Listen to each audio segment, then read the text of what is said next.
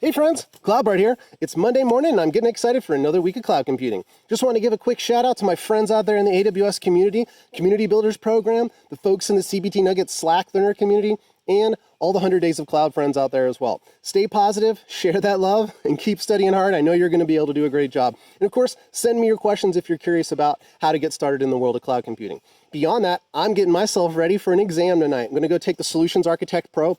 It didn't work out last week. Technical problems. Remember, if you're going to take an exam online, get there early, plan for technical problems so that they don't prevent you from taking the exam. Beyond that, I've been thinking about the courses that I have available at CBT Nuggets. If you're looking to get into the cloud computing world and you want a really broad array of training material to dip into, you can of course come and check out my material where I have Solutions Architect, Cloud Practitioner, the SysOps Administrator, and the Security Specialty in that catalog right now as well.